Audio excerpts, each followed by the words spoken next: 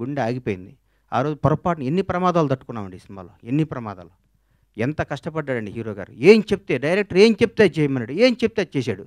ఏం జనం దీనికి బ్రహ్మరథం పట్టారు. పవన్ కళ్యాణ్ అభిమానులు కడుపు నిండా ఒకే రోజు బిర్యానీ, చికెన్ బిర్యానీ, మటన్ బిర్యానీ అన్నీ కలుపుకొని కడుపు నిండా నిద్రపోయిన ఈ సినిమాని ఈ విధంగా రిలీజ్ చేయటం నా అదృష్టం.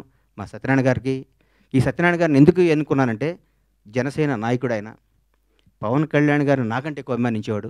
పవన్ కళ్యాణ్ గారిని నాకంటే ఎక్కువ ఉన్నత స్థాయిలో చూడాలని గొడవ కూడా చేసేవాడు. అట్లాంటి ఆయన చేతిలో ఈ సినిమా పెడితే అద్భుతంగా ఉంటుంది.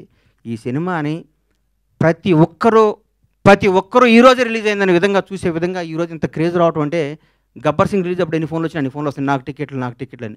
నేను థియేటర్లకు ఫోన్ చేసిన టికెట్లు, సార్ ఇది సెకండ్ రిలీజ్ అని మేము ఆల్రెడీ అన్ని పెట్టేస్తే మొత్తం అయిపోయినాయి సార్, మాకే టికెట్లు లేవు అంటున్నారు వాళ్ళు. నేనేం చెప్పాలి, నాకు అర్థం కావట్లేదు.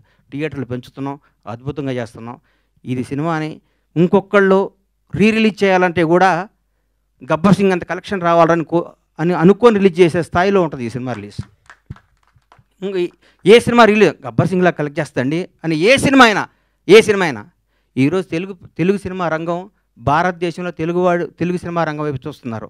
ఒకప్పుడు బాంబే అనేవాళ్ళు, తమిళనాడు, చెన్నై ఎట్లా అనేవాళ్ళు. ఈరోజు ఇండియన్ మొత్తం ఒక రాజమౌళి, ఒక సుకుమార్, ఎంతోమంది, ఒక మన నాగశ్విన్, అద్భుతమైన డైరెక్టర్లు మన ఇక్కడి నుంచి వెళ్తున్న భారతదేశం మొత్తం తెలుగు వాడిని చూసి తెలుగు నిర్మాత, తెలుగు డైరెక్టర్, తెలుగు యాక్టర్ని గర్వంగా చూస్తున్న స్థాయికి వస్తే ఈ రంగంలో నేను 7 సంవత్సరాల సినిమా తీయడం చాలా బాధ అనిపిస్తుంది.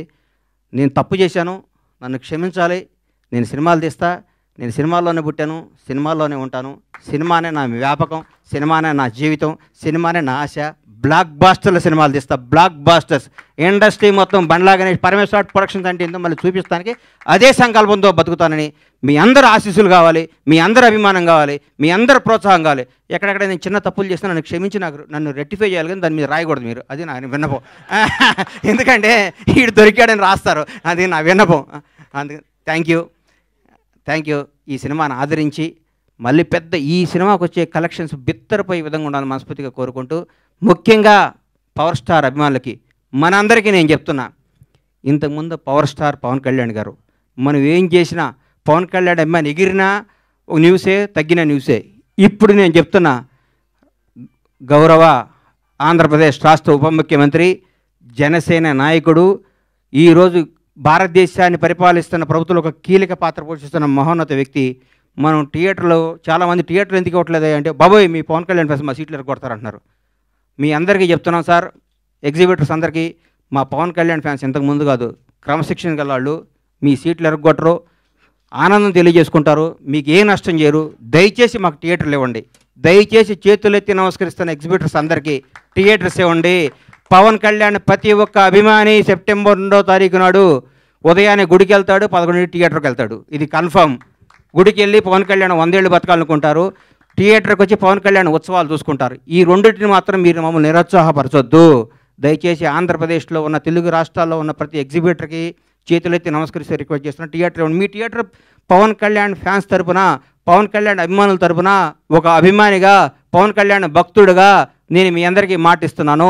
మా వాళ్ళు థియేటర్లు ఎరగొట్టరు, థియేటర్లు ఆగం చేయరు. పవన్ కళ్యాణ్ మనుషులు అండి మేము.